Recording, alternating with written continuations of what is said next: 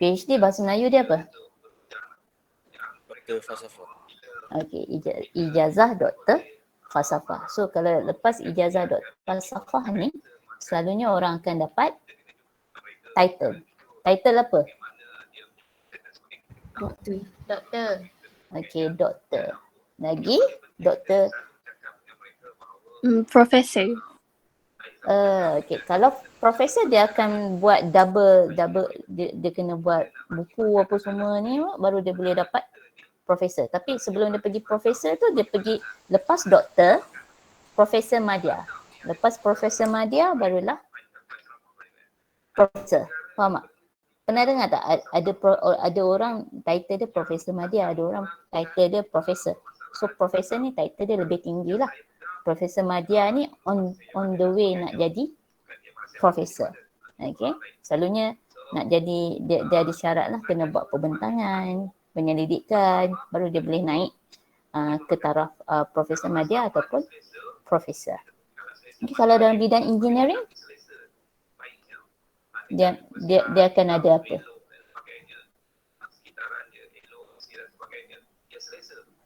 Insinyur, IR, betul tak? Betul. Okay, so yang tu pun ada. Okay, kalau dalam bidang teknologi kita panggil apa? Teknologi kejuruteraan. Kalau tadi engineering, IR, kalau teknologi kejuruteraan, apa pangkat dia?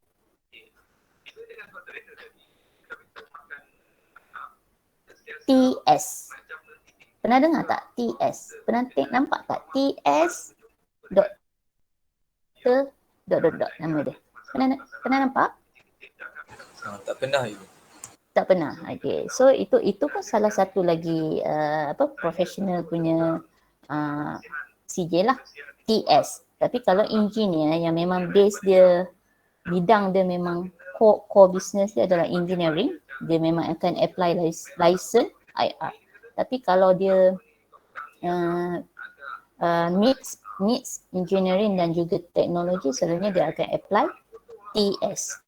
Okay, sekarang kat Malaysia dah makin ramai lah yang apply TS. Okay, dua-dua ni dua-dua license ni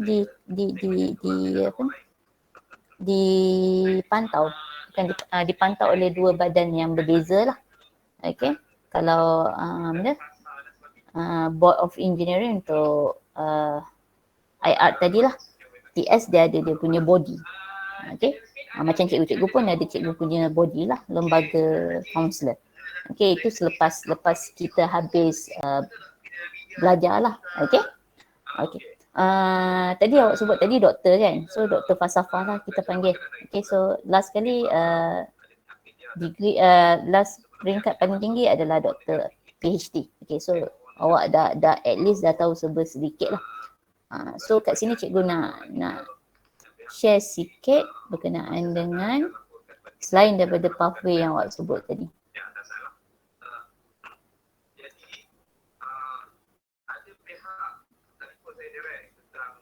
Okay, nampak tak? Jelas? Jelas. Okay. Nampak jelas. Jelas ada bling-bling ke? Ada bling-bling tak slide tu? Tak ada ego, okey. Tak ada. So laptop cikgu je yang bermasalah, laptop you all okay. Alright. Okay. So ini adalah gambaran pathway lah selepas habis SPM. So lepas habis SPM tu semestinya lah you all dah habis belajar, berhenti belajar lah daripada sekolah. Okay. So pembelajaran tu boleh dilakukan secara online ataupun secara jarak jauh ataupun secara dalam talian ataupun berada kat kampus.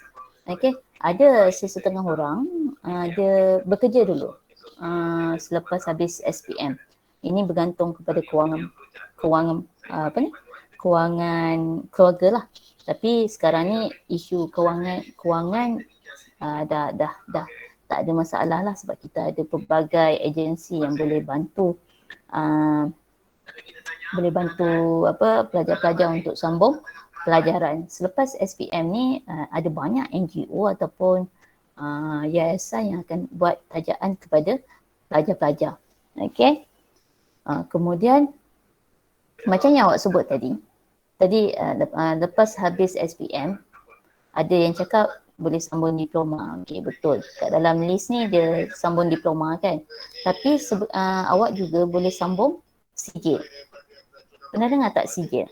Sijil ni dia peringkat yang paling rendah lah selepas SPM. Kalau result yang tak berapa okey apa semua tu, dia akan buat pensijilan dulu. Tapi normally untuk pelajar MRSM ni selalunya paling-paling dia akan pergi diploma lah. Diploma, dia terus ke diploma. Okey, setakat ni tak ada yang pergi ke peringkat sijil. Okey.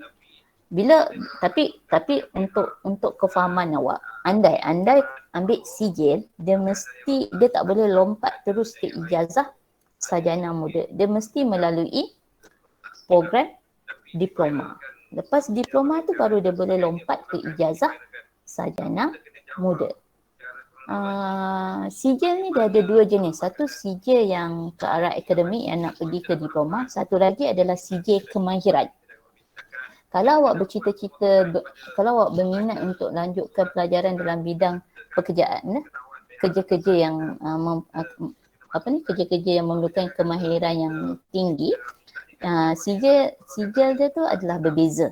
Okey, selalunya dia akan guna sijil tahap 1, sijil tahap 2, sijil tahap 3. Selalunya sijil tahap 3 tu setara lah dengan degree dia. Okey, dia ada bidang-bidang yang mana awak tak perlukan ijazah sarjana muda, diploma untuk masuk ke pekerjaan tersebut. Contohnya, sebelum cikgu bagi contoh, you all bagi contoh kat cikgu. Boleh? Kok ada yang tahu? Bidang apa yang tak memerlukan ijazah diploma? Accounting. Okey, accounting kita tak panggil sijil. Dia tambah belakang, sijil profesional. Okey, bila sijil profesional, dia setaraf dengan ijazah sarjana muda. Itu sijil teknikal lah. Tapi untuk sijil yang cikgu cuba terangkan ni adalah sijil untuk kemahiran tinggi, bidang TVET. Pernah dengar TVET? Tak, okay. So TVET pun salah satu daripada bidang yang high demand lah sekarang ni, TVET. Okay. So sijil yang cikgu masukkan ni, sijil tahap 1, tahap 2 ni adalah kalau awak nak masuk ke bidang TVET. Pernah dengar kimpalan? Pernah. Tak pernah. Welding? Tak pernah kan? Selalunya kalau sekolah teknik apa semua dia ada offer lah program kimpalan. Okay, tapi kalau awak nak jadi welder, professional welder, you kena ada sijil lah, sijil yang diiktiraf, yang mana dia mengiktiraf skill you sebagai seorang welder yang bagus. So sijil untuk ni contoh lah, cikgu bagi contoh untuk welder je. Dia ada juga yang elektrik punya sijil. Okay, so kalau welder ni dia ada sijil tahap 1, tahap 2, tahap 3. Kemudian tahap yang paling orang nak adalah satu lagi sijil gerudi dalam laut. Okay, so yang siapa yang ada sijil gerudi yang dalam laut, yang dalam laut yang mana buat kimpalan dalam laut ni, selalunya bila dia pergi ke mana-mana offshore apa semua, ini yang akan dapat gaji yang tinggi lah. Okay, gaji yang tinggi berdasarkan dia punya kemahiran. Berbanding laluan yang cikgu cakap tadi, yang diploma, sarjana muda apa semua, pekerjaan tu memerlukan apa? IQ, betul tak? Betul. So bayaran awak berdasarkan knowledge yang awak ada. Tapi untuk bidang TVET ni, bayaran awak berdasarkan kepada kemahiran yang awak miliki. Semakin mahir awak, semakin tinggi nilai yang awak akan perolehi. So itu beza bidang TVET.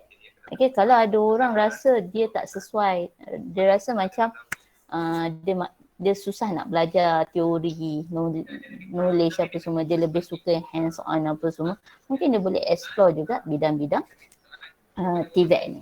Okay, so dia bergantung kepada awak punya minat lah. Okay, selalunya kalau masuk ke bidang TVET ni, biasanya dia lebih banyak hands on daripada teori. Okay, sebab dia memang kena buat benda, dia kena sentiasa buat apa yang dia belajar tu, praktikkan apa semua sehingga dia betul-betul mahir. Okay. Alright. Itu CJ TVET, tahap-tahap dia apa semua. Okay, so setiap bidang tu dia ada dia punya peringkat tertinggi lah.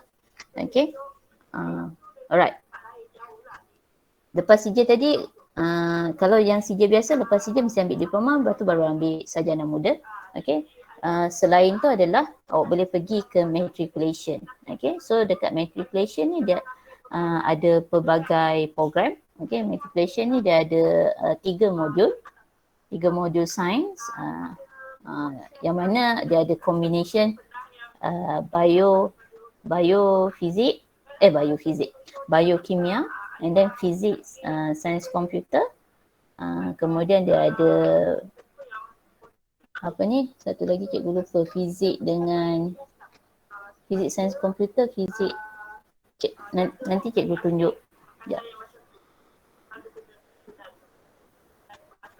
Sekejap. Okey, ini jurusan yang ada. Dia ada sains hayat, sains fizikal, sains komputer. Okey, dan dia juga dekat matriculation juga dia tawarkan kejuruteraan. Khas, maksudnya bila awak masuk, awak rasa awak dah memang daripada SPM ni awak dah rasa memang awak memang betul-betul minat bidang engineering. So kalau awak apply matriculation, awak boleh terus je menjurus ke program kejuruteraan. So sini dia ada 4 dia tawarkan. 1 asas kejuruteraan, 2 kejuruteraan awam, 3 elektrik, elektronik dan 4 mekanikal. So dalam subjek awak tu awak dah belajar sedikit sebanyak asas kejuruteraan dalam bidang yang awak nak lah. Kemudian dia ada juga jurusan perakaunan. Ini jurusan perakaunan biasa lah.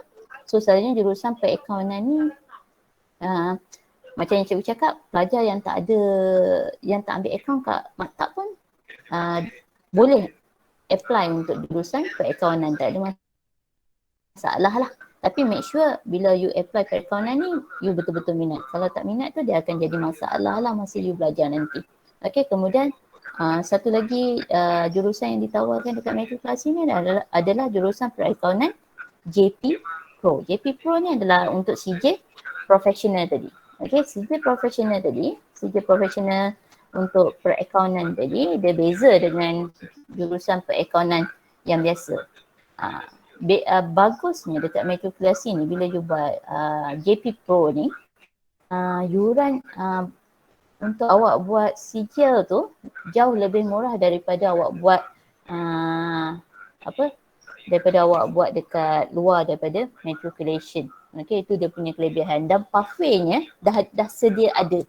Dia JP Pro ni dia dah collaborate dengan UiTM lah untuk terus study di sana. So syllabus dia tu dah di-integrate dengan syllabus UiTM. So dah takkan ada apa-apa masalah untuk penempatan untuk buat CJ yang lebih tinggi. Okay, untuk CJ professional ni, okay, sebelum kita ambil CJ professional, kita kena ambil CJ basic dia dulu. Macam ACCA selalunya orang panggil CAT lah. Sekarang ni bukan setakat CAT, awak boleh ambil FIA juga untuk buat ACCA. Kalau dekat Intek awak akan ambil FIA lah. Tapi kalau awak masuk dekat melalui YTP Mara, awak akan ditempatkan ke College Professional Air Molek, awak akan buat persediaan CAT lah sebelum pergi ke ACCA. Kemudian selain ACCA, kita ada offer juga ICAEW. Okay, ICAEW ni dia punya sijil dia adalah CFAB. Okay, CFAB. So kalau dekat Mara ni, CFAB ni kita buat dekat KPM Beranang. Okay, so ada siapa-siapa tahu tak kelas UO ada yang ambil perakaunan tak? Saya. Awak ambil perakaunan seorang je? Saya cikgu. Okay. Tahu tak apa beza ACCA dengan ICAEW? Kalau ACCA dia globally, kalau ICAEW dia khas untuk England. Khas untuk England. Okay, bagus. So maksudnya awak dah nampak. Selain tu ada lagi tak awak tahu perbezaan ni antara ACCA dan ICAEW?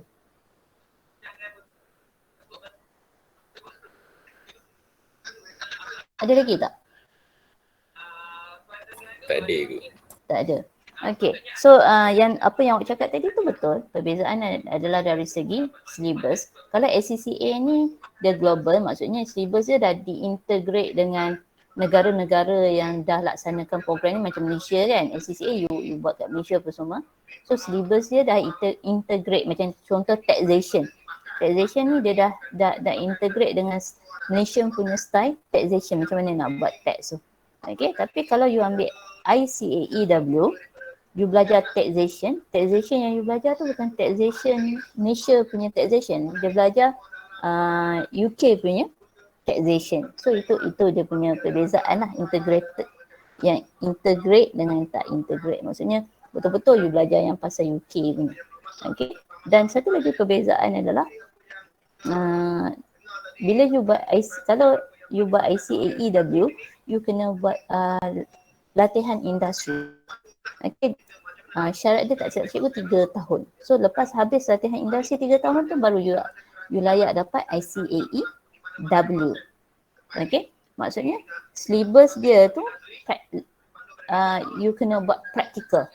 Maksudnya you belajar apa semua, you ditempatkan di firm mana-mana firm yang awak cari, ataupun mungkin tempat awak cari ke apa tempat belajar awak tu dah cari apa semua. So sepanjang 3 tahun you belajar kat situ apa semua, itu dia dikira dalam apa proses pembelajaran you lah. Berbanding dengan ACCA tadi, you kena ambil semua paper yang dia dah sediakan, ambil exam apa semua, dah habis so baru you selesai buat ACCA. Okay? Faham tak? Nanti you tanya lebih lanjut dengan cikgu you. Okay? Perbezaan antara ACCA dan ICAEW. Sebab ini selalu orang confuse. Kadang-kadang dia ambil je, tapi dia tahu apa benda. Oh dia ingat dua-dua tu sama. Tapi sebenarnya ada sedikit perbezaan. Tapi dua-dua ni high demand lah.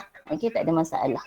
Okay, cuma ACCA ni awak boleh kerja mana-mana negara lah awak nak pergi. Sebab dia diiktiraf oleh hampir seluruh negara lah. Okay, tapi ICAEW ni hanya dekat ni lah, UK. Alright. Kemudian dia ada ICCA, kemudian dia ada CIMA lah.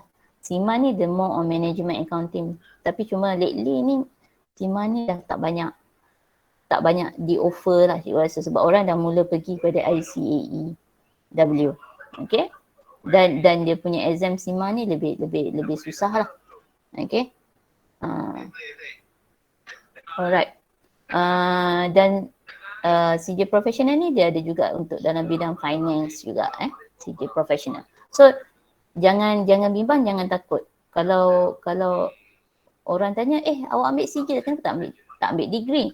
So at least you boleh jawab yang CJ Professional ni setaraf dengan ijazah sarjana muda. Sebab dia belajar tu benda yang, kenapa CJ Professional? Sebab dia ada benda-benda teknikal yang diperlukan semasa you bekerja nanti. Okay. Lately ni kalau you nak masuk mana-mana company apa semua ni, big company apa semua ni, memang kebanyakannya dia nak accountant yang memang ada CJ Professional. Okay. So kalau awak tak ada CJ Professional pun it's okay. Lepas habis ijazah sarjana muda, awak boleh apply untuk dapatkan ACCA. Tak ada masalah. Okay. Yang penting kena tahu pathway dia. Okay. Cuma bila kita buat CJ Professional, dia international punya syllabus. Bila international punya syllabus, fee dia jauh lebih mahal lah daripada fee yang untuk awak buat program biasa. Okay. So itu sahaja beza dia. Okay. Sebab fee ni by paper. Macam you ambil IGCSE, betul tak? Fee dia by paper yang awak ambil. So kalau awak ambil 9 paper, lagi banyak lah bayaran yang awak akan kena bayar. Tapi awak ambil 6 paper je. So at least lebih murah daripada yang lain. Alright. Okay. So itu CJ professional. Okay. Kemudian awak boleh pergi juga kepada STPM. So kalau rasa macam tiba-tiba awak rasa macam awak nak tukar program. Okay, awak rasa nak tukar program, awak tak nak ambil diploma apa semua, awak nak tukar, nak switch daripada bidang sains kepada social science apa semua, awak boleh pergi kepada STPM. Ataupun awak nak continuous belajar untuk STPM pun tak ada masalah dalam bidang sains. Tapi beza dia adalah untuk pelajar MRSM dia berbeza dengan pelajar KPM. Untuk pelajar MRSM, sebelum 15. MRSM berada dalam kementerian mana?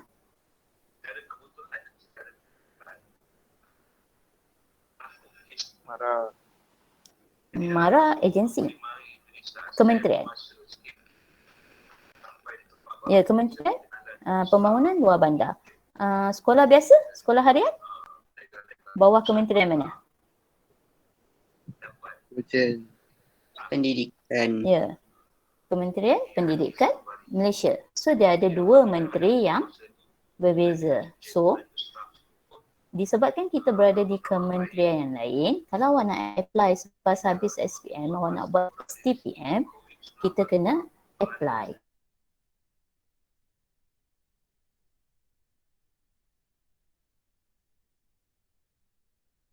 Kemudian form C. Okay, beza dengan budak-budak Kementerian Pendidikan yang sedia ada sekolah harian, selalunya mereka akan ditawarkan untuk masuk ke program pra-universiti ni untuk STPM. Dia akan tengok juga merit. Okay, sebab kalau awak pelajar sains, dia akan tengoklah merit subjek sains awak tu, dia ada pengiraan dia. Okay, so kalau lepas apa semua awak boleh sambung STPM. Okay, so itu beza. Selalunya ramai pelajar yang terlepas, ada yang berminat nak buat STPM tapi tak dapat sebab dia tak mohon. Okay, bila tak mohon, nama dia akan tercicir lah daripada tawaran kemasukan ke program tingkatan 6. So bila awak buat tingkatan 6 ni, selalunya awak akan diberikan beasiswa kecil persekutuan lah, tak silap cikgu. Dan sekarang ni pembelajaran dia sama macam pelajar-pelajar universiti yang lain, dia buat carry mark by semester. So dia ada 3 semester, dia akan exam lah dan dia akan carry lah markah tu macam you kat maktab ni. So tak ada masalah lah, dia tak ada perbezaan berbanding STPM dulu belajar setahun setengah apa semua, exam sama macam SPM. Okay, so jauh lebih mudah lah. Okay, so paper bergantung kepada sekolah. So bila you nak andai nanti nak ambil STPM, make sure sekolah yang you tengok tu offer subjek yang awak nak. Sometimes dia ada sekolah yang offer subjek yang macam you tak nak lah. Okay, so nanti rugi. Okay, alright. Okay, form C jelas. Kemudian okay, STAM. Okay, lepas SPM awak pergi STAM. Lepas STAM ni awak boleh terus apply ijazah sarjana muda. STAM ni untuk pelajar-pelajar sekolah agama lah, so awak tak terlibat. Alright, cuma at least you tahulah proses tu. Okay, kemudian lepas SPM juga awak boleh buat foundation, A-level, IB, IDTP, apa sahaja persediaan lah untuk ke luar negara. Okay, so selalunya program-program ni, program-program A-level persediaan apa semua ni di-offer oleh penaja ataupun sekolah lah. Okay, macam kita MARA, kita ada YTP. Okay, kita panggil program tu YTP. Dulu kita panggil SPC. Maybe ada mak ayah awak yang bekas pelajar tajaan, selalunya mak ayah awak ni diorang akan faham bila sebut SPC. So SPC tu nama lama bagi YTP. Sekarang ni nama baru, kita dah rebrand nama tu. Nama baru dia adalah YTP. Dia mula-mula nama lama dia SPC, Skim Pelajar Cemerlang. Kemudian dia tukar kepada SPIP, Skim Pinjaman Pelajaran MARA. Pelajar SPIP, lepas tu baru dia pergi kepada YTP.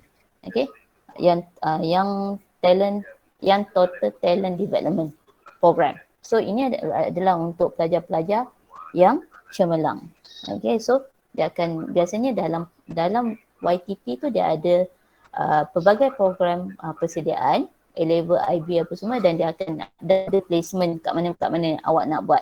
Okay, tapi dia hanya bagi bidang umum je. Contoh, dia bagi A-level, tempat dia KMS. Bidang umum dia kejuruteraan, sains dan teknologi, ekonomi, dia bagi umum. So that's why sekarang ni at least you kena ada bidang yang besar tu nak jadi apa. Nanti lepas habis A-level, IB apa semua, baru you menjurus kepada ijazah sarjana muda yang lebih spesifik lah. Okay, kat situ baru you tengok bidang apa yang you nak.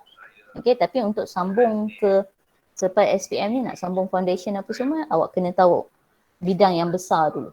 Okay, sebab dia berbeza. Sama juga macam matriculation tadi. So kalau awak nak buat medik kan, nak buat medik, tak lepas nak masuk asasi universiti awam. Okay, so make sure awak mesti ambil modul 1, sains hayat. Sebab sains hayat ni dia ada combination subjek bio, kimia. Itu memang wajib untuk buat medik lah. Okay, kalau awak nak buat medik, awak pergi ambil sains fizikal, memang tak dapat lah sebab dia dah tak ada subjek bio. Okay, so yang ni awak kena faham lah. Nanti cikgu akan cerita lebih detail. Yang ni cikgu nak awak tahu dulu pathway yang umum. Nanti slide cikgu ni dia detail ni, tapi ni untuk pelajar masa awak form 5 nanti. Cikgu akan terangkan lebih detail. Okay. Kat mana cikgu tadi? A-level. Okay, A-level IB tadi. Okay, ni program YTP Mara. Kemudian akan ada penaja lain, contoh Yayasan Tenaga Nasional. So dia akan bagi tempat lah. Belajar dalam negara, belajar luar negara. So foundation dalam negara, foundation luar negara. So dia akan ada placement tempat kat mana awak akan buat foundation tu. Macam Kak Adlina dia buat foundation tu, dia Yayasan Tenaga Nasional. Foundation tu dekat college KYUEM. Okay, so lepas habis tu baru dia apply lah ke bidang yang lebih spesifik lah untuk sarjana muda nanti ke overseas. Selalunya foundation ni dilakukan dalam negara lah. Ambil masa selalunya paling singkat foundation untuk overseas adalah 9 bulan. Okay, dan 9 bulan hingga ke 2 tahun lah. Ini depend pada dasar-dasar ataupun polisi penaja dan juga polisi universiti ataupun negara yang pergi belajar tu. Okay, kalau berlaku sekatan COVID ke apa semua tu, so dia akan lambatlah awak nak masuk belajar. So itu kekangan sikit lah. Okay, tapi it's okay as long kalau you betul-betul nak, tunggu je lah, tak ada masalah. Okay, so itu adalah A-level, IB apa semua. Dan dia ada juga program ADTP, macam tadi siapa sebut Mai Mai sebut ADTP kan. So ADTP tu automatik untuk belajar dekat Amerika. So dia dah khusus lah nak pergi study dekat sana. Alright. Kemudian selain daripada penaja-penaja yang offer tempat ni, dia ada juga untuk buat foundation, IB apa semua, dia ada juga laluan lain yang mana dia pergi ke universiti-universiti swasta yang offer program A-level persediaan apa semua lah. Tapi ini bila pergi ke universiti swasta maksudnya tanpa tajaan lah. Okay, tanpa tajaan ataupun dia pilih untuk dia masuk menggunakan partial scholarship. Okay, partial scholarship ni maksudnya dia tak dapat scholarship tu penuh. Okay, mungkin ada scholarship tu dia bagi scholarship, okay, buat foundation and then dia bagi discount. Okay, ada juga yang macam tu. Kemudian ada juga macam contoh Sunway, dia bagi tajaan buat foundation untuk pelajar cemerlang, and then kalau result dia cemerlang, lepas syarat yang ditetapkan oleh Sunway, dia akan further study di Sunway dalam degree program bersama dengan tajaan Sunway lah. Okay, Tapi kalau dia tak lepas masa foundation tu, so masa nak buat degree nanti, dia kena buat bayaran sendirilah. So sekolah tu dihentikan. Okay. So ada juga style yang macam tu. Ada juga yang masuk macam cikgu cakap tadi based on berapa A yang you dapat. Berapa A SPM yang you dapat. Kalau you dapat 7A, 7A 2B. So dia ada percentage discount yang you kena bayar untuk buat foundation. Ada juga macam tu. Tapi bila college swasta ni, bila you pergi college swasta, make sure kalau you ditawarkan, you kena ambil kira apa fee yang you kena bayar. Okay, sebab bimbang ada hidden fee.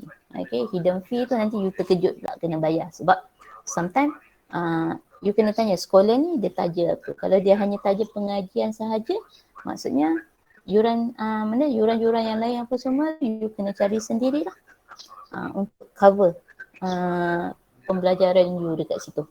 Okay, dan ada certain tu dia tak bagi allowance. You dapat allowance tak? Yang tu kena tanya. Okay, macam marah-marah dia bagi allowance. JPA dia bagi allowance. Okay, so kena ambil tahu. Scholarship, bila you apply scholarship tu apa yang you dapat? Tajaan penuh ke? Separuh tajaan ke? Ada allowance ke? Tak ada allowance ke? Tajaan tu kena bayar balik ke? Tak? Memang full tajaan penuh tanpa ada apa bayaran balik ke? Bonding ke? Tak bonding? Maksud bonding tak bonding ni balik kena kerja dengan dia ke? Ataupun balik nanti tak kisah kerja dengan mana-mana. So itu dari segi scholarship lah yang you kena tahu. Okay, bila you nak buat pemilihan untuk apply scholarship. Okay, contoh marah-marah memang you kena bayar balik lah. Okay, tapi bayaran balik tu dengan kadar yang paling minimum. Melainkan kalau you malas belajar kalau tak habis belajar, you kena bayar semua yang marah dah bagi pada you. Tapi kalau you grade dengan pointer yang bagus, okay, so you bayar balik at least dalam 15 or 10% je. Kalau overseas lah. Daripada keseluruhan first degree yang you belajar. Masa foundation buat IB ke, buat A-level apa semua, itu semua dibayar oleh MARA, ditanggung. Tak perlu bayar balik. Dia akan bagi allowance everything lah tanpa perlu bayar balik. You punya hutang tu bermula daripada first degree. Okay, sama juga dengan JPA. JPA sekarang pun kena buat bayaran balik selepas habis belajar. Dulu JPA dia bonding. Okay, JPA. Siapa yang dapat scholarship JPA ni balik habis belajar apa semua mesti masuk government sector lah. Okay, tapi sekarang ni nak masuk government sector pun susah. Okay, tak banyak kekosongan apa semua. So dia dah buang lah bonding tu. Dah tak bonding. Okay. Macam Mara pula dulu dia pernah ada bonding sekolah juga. Mana-mana guru yang buat program pendidikan ke overseas. Kita panggil program pendidikan. So balik mesti kerja dengan Mara at least 5 year. Okay. So maksudnya you tak ada pilihan. You balik mesti kerja dengan Mara. So after 5 year you pilih lah. Sama ada nak keluar daripada Mara ataupun nak terus kerja dengan Mara. Kalau Mara serap you lah. Okay. So you boleh buat pilihan lah. Kalau you tak nak kerja, tak payah masuk Mara lah. So tak perlu bayar balik, hanya bekerja je dengan Mara selama 5 tahun. Tapi sekarang ni dah tak ada dah program tindikan tu, tak silap cikgu. Okay. Alright. Okay. Jelas? Jelas? Bosan tak? Jelas lagi. Bosan tak? Benda ni dia bosan sikit. Tapi you kena tahu. Okay? Alright. So selepas SPM juga, awak boleh masuk ke IPG. Institut Perguruan. Okay? So bila masuk IPG ni, confirm dah memang nak jadi cikgu. Okay? Selalunya yang masuk IPG ni untuk mengajar dekat sekolah rendah lah. Nanti lepas habis SPM tu dia akan bagi pilihan lah awak nak mengajar subjek apa. Sekolah aliran apa. Dia ada banyak sekolah kebangsaan, dia banyak aliran, betul tak? SK tu aliran apa? SK aliran apa? Tahu tak? Aliran kebangsaan. Okay. Kalau Kalau dia ada aliran jenis Tamil, jenis sekolah jenis Cina. Okay, sekolah kebangsaan jenis Cina. Okay, so awak boleh pilih lah nak mengajar subjek apa yang ni lah. So dia dah bagi dah. Okay, tapi dia bergantung kepada kekosongan jugalah. Okay, kemudian bila awak masuk IPK ni tempoh masa tu lebih lama lah. Okay, sebab dia dah sekali foundation dia kat situ apa semua, and then dia terus groom you untuk buat degree dalam bidang pendidikan. Okay, biasanya bila nak masuk ke sini masa SPM, bila sebut bidang perguruan, penilaian dia based on apa? Agak-agak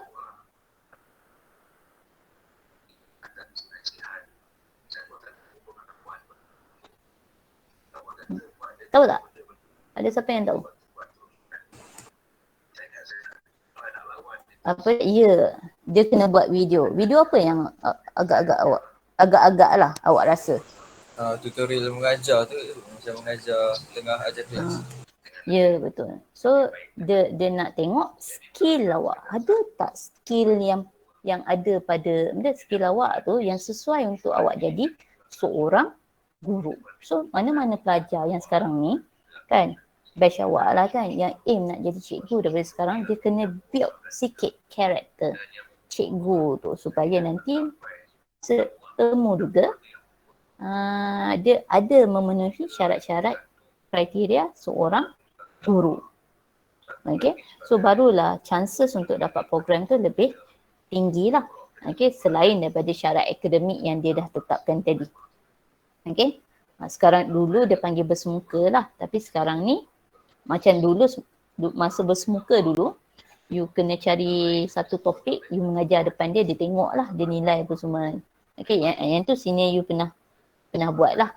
Okay, kemudian tapi ini COVID, dia minta you sediakan video. Okay, so yang tu kena, maksudnya personality as a teacher tu dah kena build daripada sekarang, and then you kena mula mahir untuk cara nak buat video resume itu sangat penting. Sama juga dengan yang siapa-siapa yang nak apply scholarship apa semua lah. Lately ni latest punya trend, memang kebanyakan penaja dia akan minta you buat satu short video. Okay, biasa kita panggil video resume lah. Okay, so masa tu you introduce diri you apa semua, eye contact kena ada apa semua, so you kena mahir untuk guna gadget jugalah. Okay, so kena belajar benda tu daripada sekarang, macam mana nak produce video yang bagus. Okay, dan communication pun kena bagus lah, sebab selalunya video yang dia nak tu, dia tak nak video yang cut tu.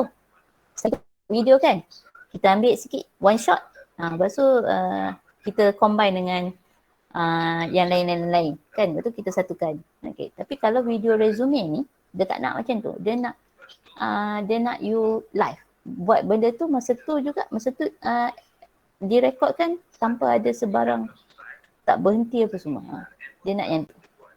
So maksudnya you kena practice lah. Kalau dia nak 3 minit bercakap tanpa henti apa semua, so you kena practice lah menyampaikan benda tu dalam masa 3 minit. Ataupun kalau tak silap cikgu, kalau JPA dia nak dalam 2 minit video tentang diri you. So kalau video tentang diri you 2 minit tu, you tak boleh nak cerita banyak benda, tak ada apa yang menarik apa semua, so video tu akan jadi biasa-biasa lah. Okay, JPA lagi lah, dia suruh you pakai baju biasa je, tak ada dress up apa semua. Berbeza dengan corporate scholar. Kalau corporate scholar selalunya dia tengok attire you, dia tengok ni, dia different. Tapi kalau JPA ni dia tak nak tengok attire tu, dia nak tengok content. Okay, so bila dia nak tengok content apa semua tu, so you kena mahir lah dari segi content tu. Okay, so kalau tak ada apa-apa yang menarik apa semua, confirm lah memang takkan dapat. Alright, okay, so itu benda yang you kena prepare. You masih ada lebih kurang dalam setahun untuk build everything yang asas-asas ni, supaya nanti lepas SPM apa semua takkan ada banyak masalah lah. Okay, belajar sedikit sebanyak macam Cik Am video editing apa semua, seorang mesti mesti at least ada basic untuk belajar benda tu. Okay, sebab zaman you sekarang everything menggunakan teknologi, so nak tak nak you kena mahir. Okay, alright, tadi IPG. Okay, so dekat IPG, selain daripada pathway IPG tu, you boleh masuk ke you boleh pergi ke apa ni, kalau kapal, bidang-bidang perkapalan apa semua, kalau nak jadi commercial, nak masuk ke commercial punya perkapalan, you boleh pergi ke akademi yang memang khas untuk bidang-bidang perkapalan ataupun port, pelabuhan apa semua. Dia ada dia punya pengkhususan. Okay, so contohnya pernah dengar ALAM? ALAM. Pernah cikgu. Okay, ALAM. So ALAM ni dia memang menyediakan platform. Bila you habis belajar dekat ALAM ni, you akan you peluang untuk jadi kapten kapal. Okay, ataupun bekerja sebagai pegawai engineer yang uruskan masalah enjin yang dekat bawah kapal. Okay, so dia ada divide pada dua lah. Okay, tapi program dia program diploma tak silap cikgu. Okay, program dia diploma, cikgu dah lupa. Satu lagi diploma in navigation, satu lagi diploma in itu untuk yang baiki enjin yang dalam kapal lah. Okay, cikgu dah lupa nama dia punya ni. Okay, so boleh pergi ke ALAM. Okay, kalau bila bidang ni adalah bidang yang lasak, betul tak? Okay, duduk dekat tengah laut apa semua, so dia perlukan fizikal yang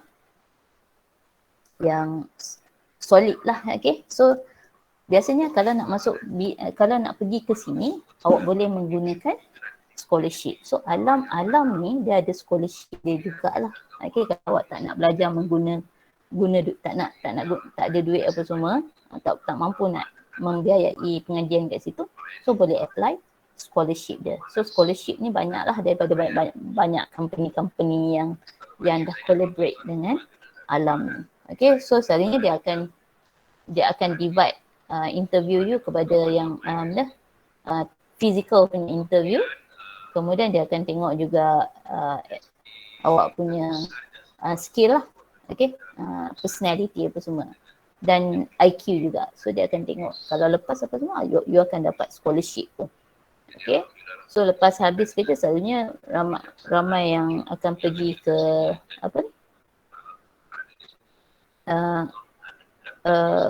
akan bekerja dalam bidang perkapalan komersial lah. Okay, cikgu sini awak kenal tak Abang Nazmi? Kenal tak Abang Nazmi? Best father ke cikgu? Ya. Kenal. So Abang Nazmi dia pilih ALAM. So kalau nak tahu lebih lanjut pasal ALAM ni, kalau yang berminat boleh sikit-sikit lah tanya pada Abang Nazmi. Okay, cikgu punya previous student yang masa kat Sarawak dulu memang ada ke ALAM lah, dan memang dia belayar lah merata-rata tempat 6 month, 3 month apa semua, ke mana-mana country lah. Cuma lately ni sebab COVID kan, COVID-19 ni dia banyak sekatan apa semua, kadang tak boleh nak turun dekat pelabuhan tu apa semua, so problem sikit lah. Okay, so bila kita bekerja merentas banyak negara apa semua ni, kalau ada isu-isu pandemik apa semua ni, dia ada sedikit kekangan lah. Okay, so kalau berminat boleh mohon lah. Okay, itu salah satu lagi pathway yang awak boleh pergi. Dan selain tu, pathway yang awak boleh pergi adalah apa benda tadi cikgu dah tiba-tiba lupa pula. Cikgu tak cerita lagi kan, kemasukan ke universiti awam. Okay, asasi universiti awam dan diploma universiti awam. So nak masuk ke diploma dan asasi universiti awam ni, awak kena melalui UPU. Okay, UPU. So dekat UPU ni dia ada cara-cara dia lah untuk awak apply. Dia tengok awak punya markah meritokrasi. Disebabkan semua daripada awak ni adalah pelajar aliran sains, so maka meritokrasi awak dikira sebagai pelajar sains. Okay? So dia ambil kira 60% subjek utama aliran sains, 30% subjek lain dan 10% markah co-curriculum. Okay? Awak tahu tak subjek utama awak apa untuk pelajar sains? 60% tadi tu. Chemistry. Chemistry. Lagi?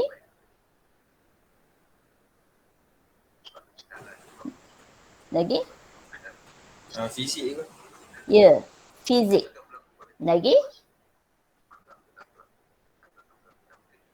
Bio. Bio. Atau yang ambil account, bio/account. Okay, lagi? 5 subjek utama. Apa lagi 2?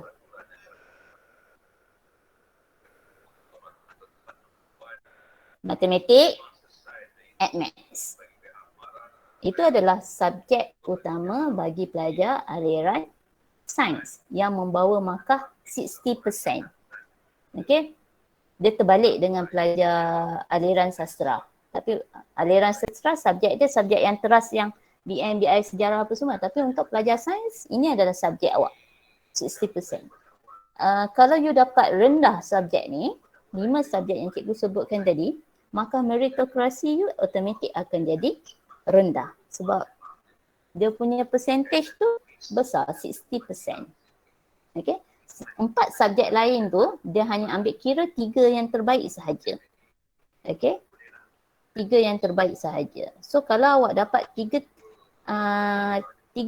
ni, you dapat A+, automatik you dalam tangan you dah ada 30%. Okay? Tapi kalau 30%, kalau yang tu semua A+, tapi yang 5 subjek utama ni you tak dapat A, you tak dapat A, tak dapat B, you dapat C semua. So tak banyak yang you boleh tambah. Faham tak? Okay? And then 10% markah co-curriculum. Okay, 10%. 10% tak banyak pun. Sikit je co-curriculum tu. 1/9. Okay. So sangat penting daripada awal untuk you kuasai subjek-subjek utama ni. At least pastikan combination subjek ni cantik lah. Okay, kalau tak cantik dia susah lah nanti you nak buat program mana-mana.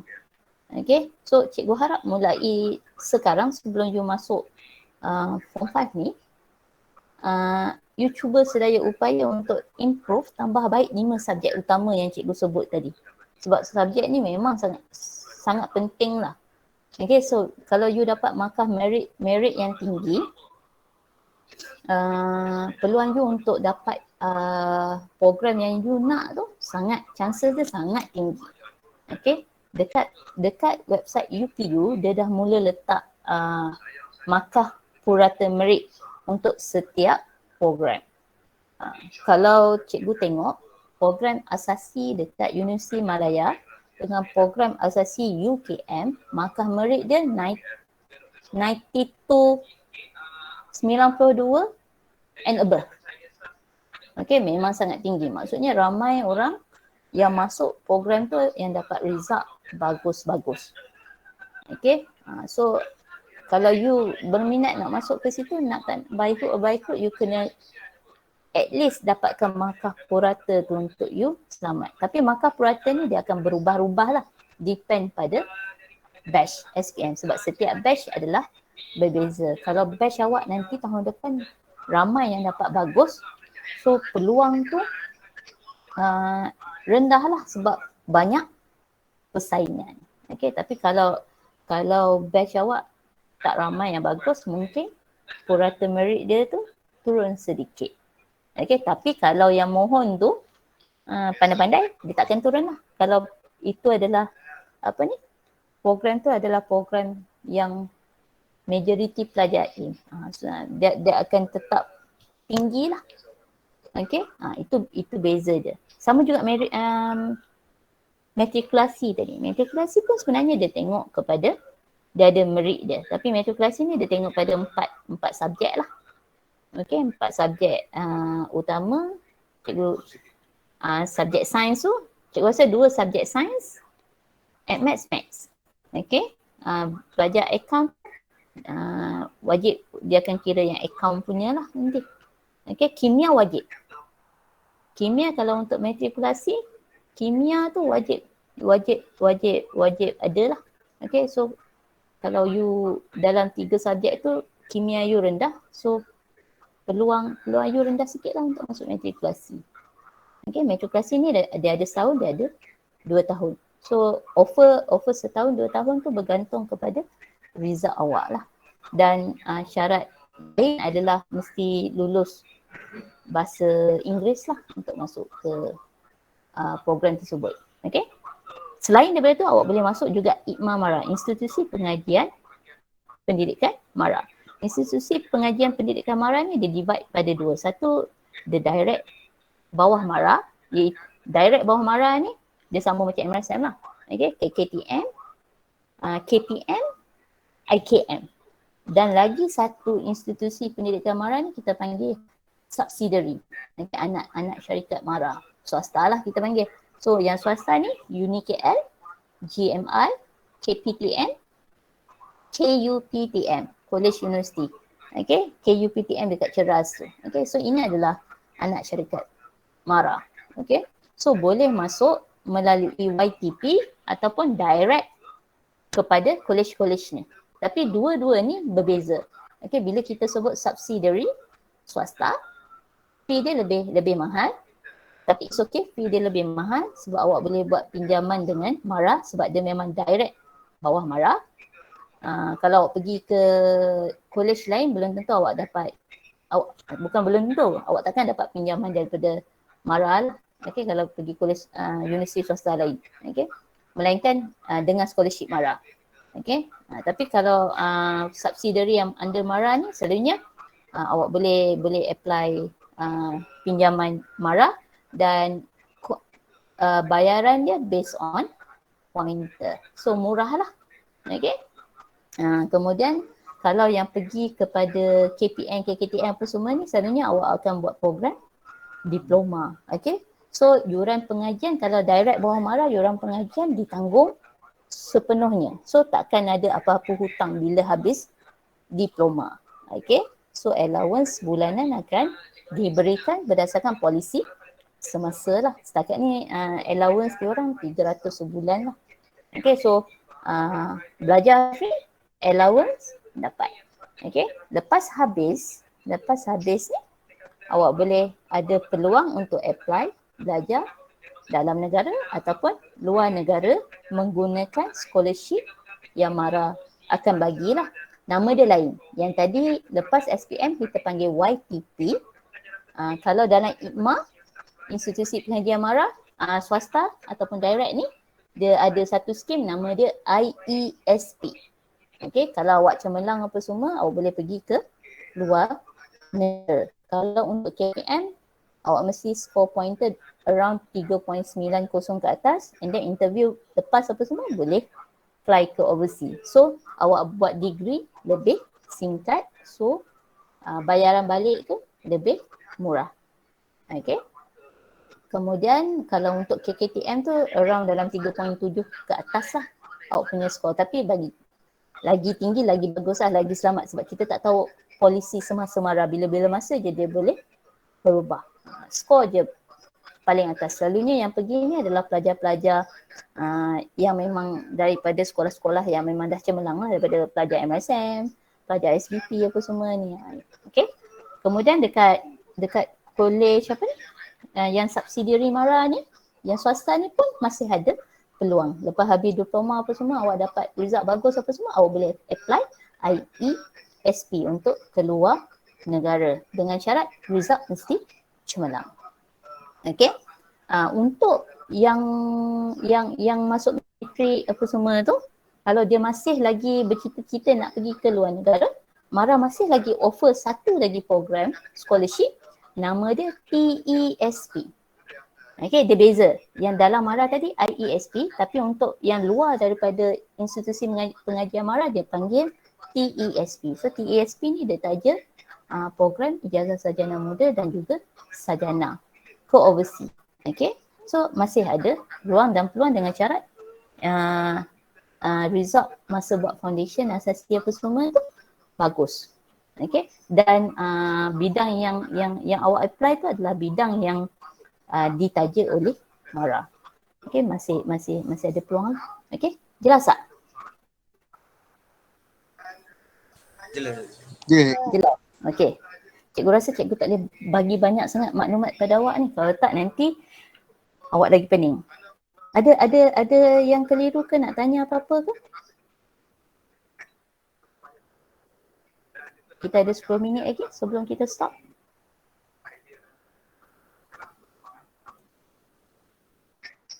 Ya.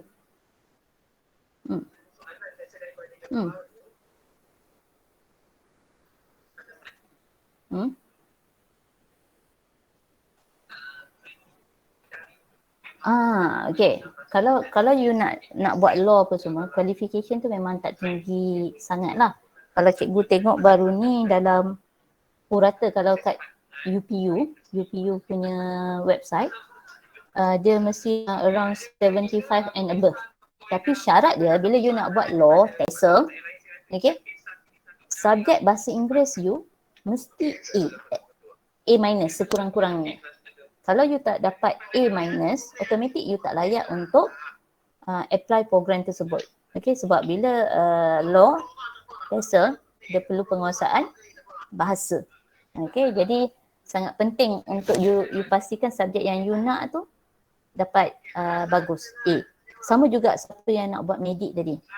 Selalunya bila awak nak buat masa SPM, nak pergi ke program apa, nak pergi ke foundation asasi apa semua, dia tak letakkan subjek bio tu mesti A ke apa semua. Tapi masa awak nak buat MBBS nanti, degree MBBS, selalunya dia akan letak bio tu mesti dapat sekurang-kurangnya bio semasa SPM A plus, A minus, sekurang-kurangnya A minus ataupun B. Cikgu tak pasti ada tak yang letak B plus. Okay, tapi bio tu mesti excellent juga. Okay, so that's why daripada sekarang you kena explore benda tu supaya you boleh buat perancangan yang baik daripada pathway lepas SPM, asasi, matrik apa semua tu sampai degree. So takkan ada masalah nanti bila nak buat degree. Okay, so untuk pelajar MRSM ni kalau dia nak buat law, selalunya kebanyakannya memang lepas lah. Okay, just score je subjek teras awak tu, terutama English. Okay? Dan naikkan purata merit tu. Ada lagi tak yang lain? Menjawab ke? Cikgu menjawab soalan ke? Alright. Okay, sama. Lagi? Ada lagi? Ada lagi tak sebelum cikgu tutup?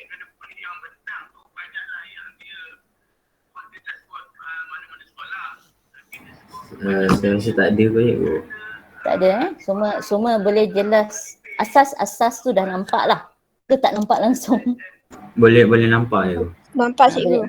Nampak So nanti bila ada masa apa semua kita pergi lebih deep satu. Sebab cikgu yang tadi tu belum betul-betul deep lagi. Belum betul-betul menyeluruh lagi. Cikgu just nak awak tahu apa luaran dulu macam mana. Kerangka dia dulu. Okay, supaya awak cikgu, boleh buat. boleh ada tanya di ruangan chat cikgu. Apa dah? Chat? Ruangan chat. Kat ruangan chat, sorry cikgu tak nampak.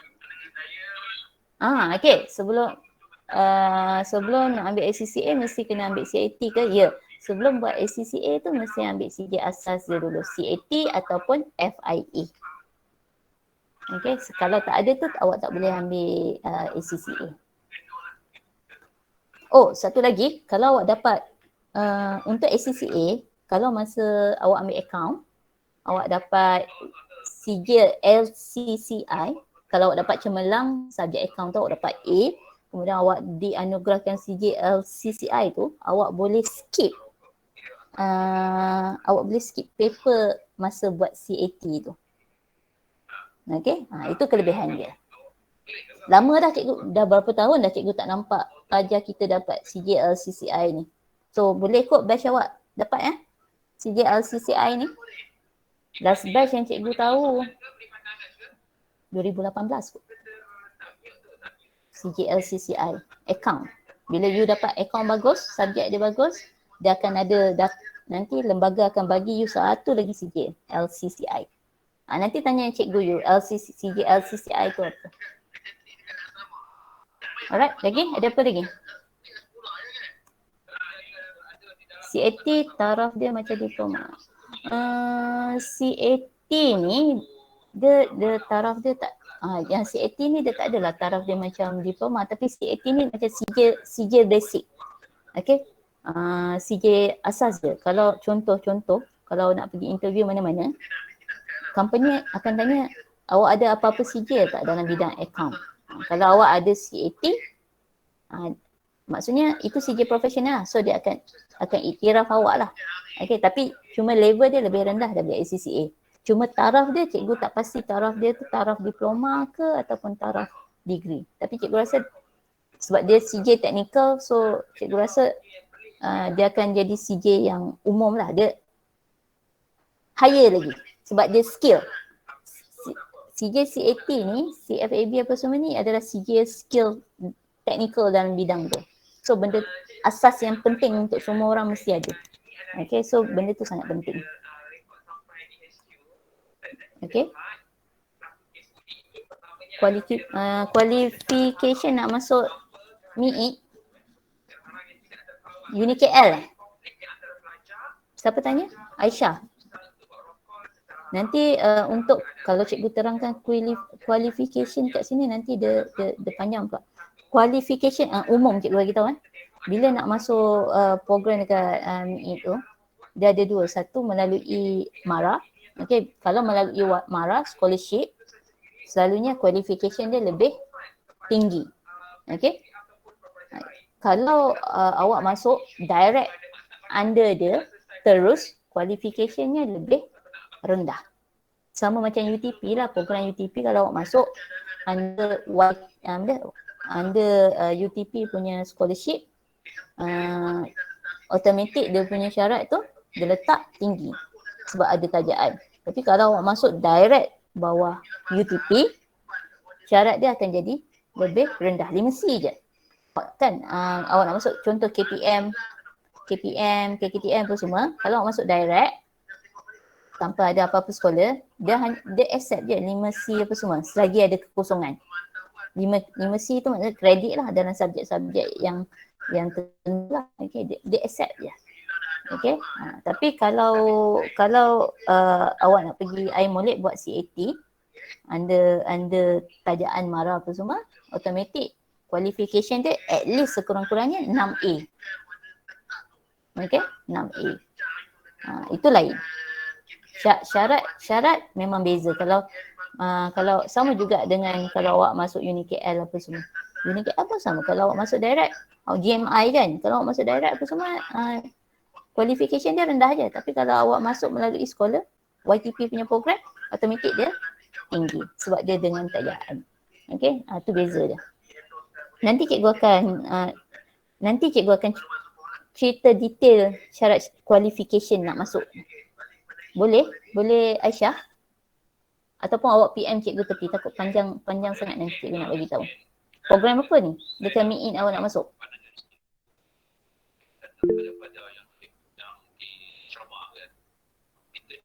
Okay, IT. Alright. Nanti PM tepi, nanti cikgu akan reply lah sebab syarat dia beza. Lagi selain daripada tu ada lagi tak?